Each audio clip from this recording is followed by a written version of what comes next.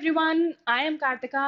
अब CLAT, AILET और slate के बाद बच्चों को सबसे बड़ा कंफ्यूजन है सीयूईटी को लेकर, क्योंकि अभी सीयूईटी 2025 के लिए मेजर चेंजेस प्रपोज किए गए हैं।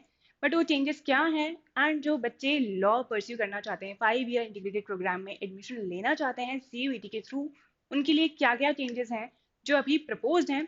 जो फाइनल नोटिफिकेशन आएगा वो उसमें पता चल जाएगा कि ये चेंजेस एप्लीकेबल हैं कि नहीं है। बट आज देख लेते हैं कि प्रपोज चेंजेस क्या क्या हैं और वो किस तरह से आपके सीयूईटी के पेपर को अफेक्ट करेंगे। सबसे पहले अगर बात करें डोमेन स्पेसिफिक सब्जेक्ट की, तो इसमें आप इरिस्पेक्टिव ऑफ योर स्ट्रीम जो आपकी 12th में है, उसके अलावा भी सब्जेक्ट सिलेक्ट कर सकते हो। कोई लिमिट्स नहीं है इसमें। बट अगर आप कोई भी सब्जेक्ट सिलेक्ट कर रहे हो, maximum is 5 subjects. Next, computer based test.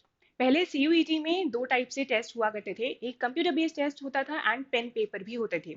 कुछ कुछ सब्जेक्ट्स थे जो सीबीटी में होते थे, कुछ कुछ सब्जेक्ट्स पेन पेपर मोड में होते थे।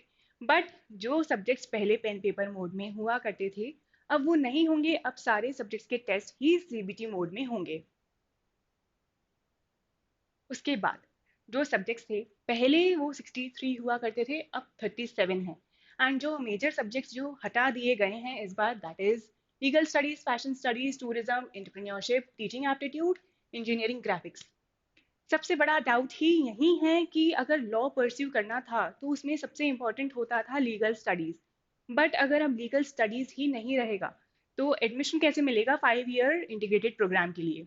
तो ये जो सारे सब्जेक्ट्स हटा दिए गए हैं, अगर आपको एडमिशन चाहिए तो ये जज होगा आपके जनरल स्टडीज के टेस्ट के बेसिस पर। आप जनरल स्टडीज का टेस्ट कितने अच्छे से देते हो, इसके अकॉर्डिंग डिसाइड होगा कि आपको उस पर्टिकुलर कॉलेज में एडमिशन मिल रहा है या नहीं मिल रहा है। Next is duration. पहले जैसे सब्जेक्ट्स अलग अलग हुआ करते थे सीबीटी मोड में, कुछ पेन पेपर मोड में, उनका ड्यूरेशन भी अलग हुआ करता था। कुछ सब्जेक्ट्स का एग्जाम होता था 45 मिनट्स का, कुछ का होता था 60 मिनट्स का। बट अब सारे सब्जेक्ट्स का जो ड्यूरेशन होगा वो 60 मिनट्स ही रहेगा। No optional questions.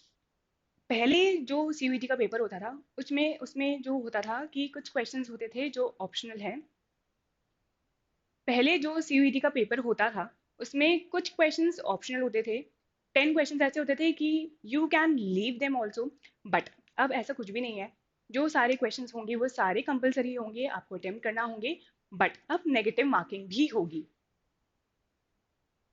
Last but not the least, standard of questions. अब अगर पेपर पैटर्न इतना चेंज हो रहा है तो वो स्टैंडर्ड क्या रहेगा क्वेश्चंस का।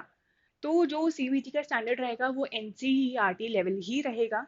जो आपने अभी 10 12 तक पढ़ा है उसी लेवल का आपको आएगा। तो make sure to go through your NCERTs properly. So that was all about the changes in CUET 2025। अब आपको क्या लगता है कि अगर ये चेंजेस एप्लीकेबल हो गए तो सीयूईटी का पेपर कितना इजी हो जाएगा आपके लिए? Do let us know in the comment section below. और कोई भी अगर डाउट है सीयूईटी को लेकर तो वो भी कमेंट सेक्शन में बताना, वील रिजॉल्व।